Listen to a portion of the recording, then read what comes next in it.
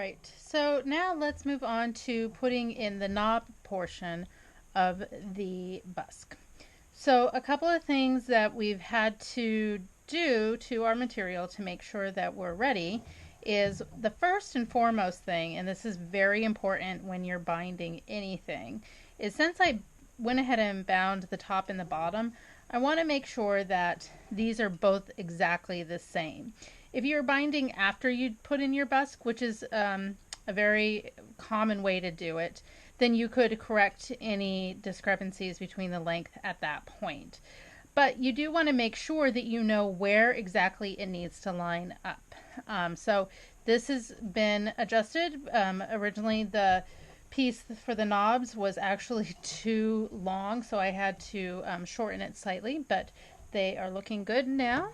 And so the next step is that you can see I went ahead and basted my center front just so I know where that is going to fold back. The other thing that I've done is on the inside here, I went ahead and I marked exactly where my knobs need to sit. So you can see it's been marked.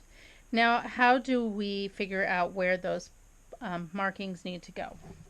Well, when we're looking at the busk, there are two things that we want to consider. We want to consider the placement of the busk on the fabric and where those knobs line up, but we also need to think about where exactly these knobs are in proportion to the center front edge of the steel bone that the busk is set onto. So the first thing I'm going to do is I'm going to measure how far back is the center of these knobs from these busks. And so when I measure that, it's basically about 1/8 of an inch. Now, as I mentioned earlier, these ones are set closer to the edge than other busks I've seen. Usually they're set back more like 1/4 of an inch. But I went ahead and I marked a line here that is set back about 1/8 of an inch. I gave it a little bit more room just to wrap around the edge here. Now the next thing I did is I marked the placement of the busk onto the fabric. So again, I know that it's centered, and so I have it centered on here.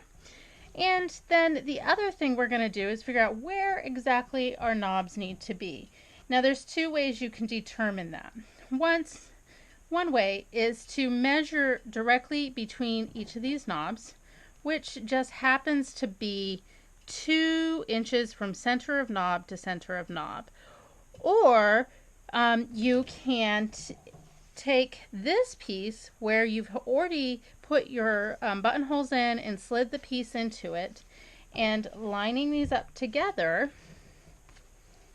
wrong sides together, I just line up my tops and my bottoms and then line this up on the center front like that, and then I'm going to mark the middle of every single one of these little hooks. And that is exactly the placement of where my knobs need to go so that this sits in nicely. So that is the marking process. Once you have these marked, then the fun part comes in. We now need to make a hole in the fabric to spread over the little knobs. Now remember that this is the wrong side of my fabric.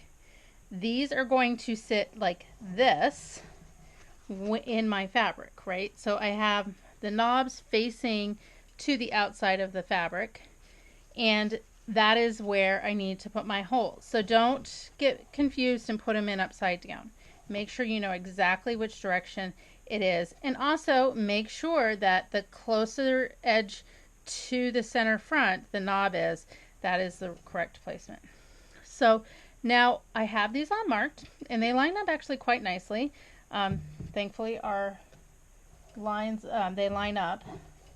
Now to poke holes in this, we're trying to make a hole without breaking very many threads.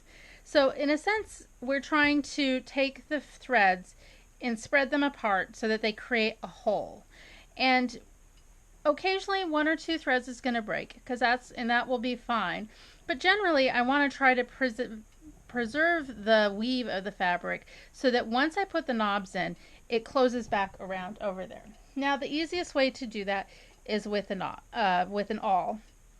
Now unfortunately, if you can see, my awl was broken just 2 days ago and I haven't gotten a replacement one yet.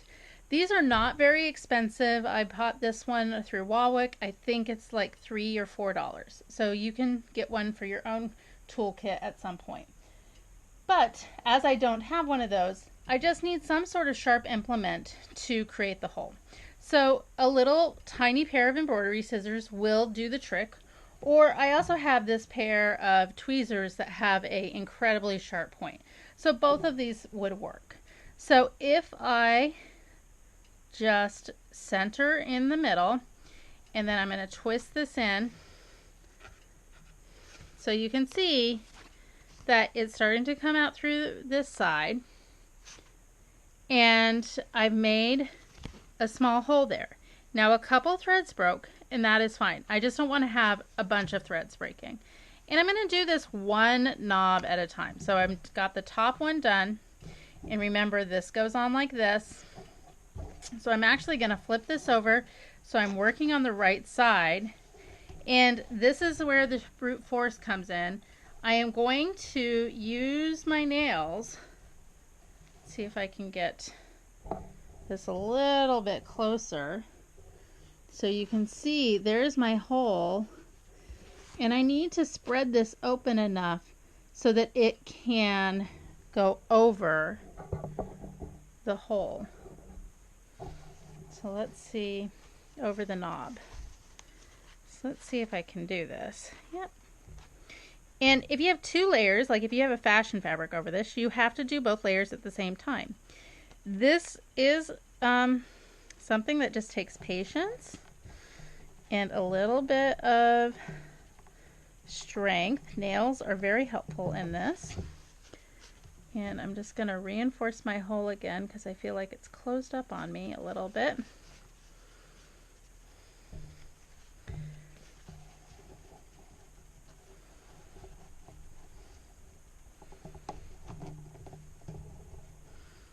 We're so close. Ah, there we go. So you can see it's starting to come through, and I just need to pull the threads over that knob.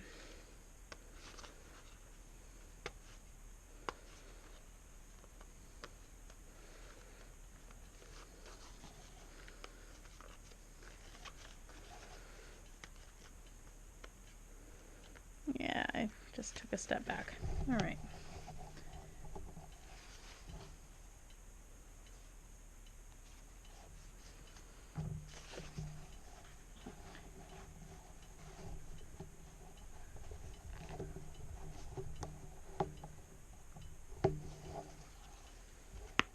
There we go, and it just popped in. I can double check this now, and when I see that I fold it back, it is laying nicely right there, and my center front is right on the edge of that bone. Now the fun is I get to do it for all 4 of these. Once you have all of them in, then you do the same thing that you did on the other side, which is you're going to fold back the seam allowance, fold it over, and then you can stitch it down on this side of the bone, securing it. And if we have, I'm just going to put a pin in there just to hold it for a moment.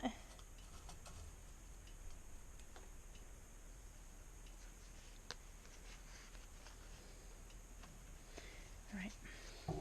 And now if I take both my sides and I hold them together, voila! The top is lined up and they're lined in very nicely.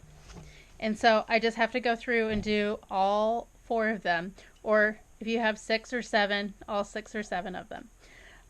So hopefully this will help you get through how to put these busks in. Just give yourself some patience for this second portion. It does take a little bit of strength in hands, and take a break if you do a couple and you just need to step away. All right, good luck. Let me know if you have any questions. Bye.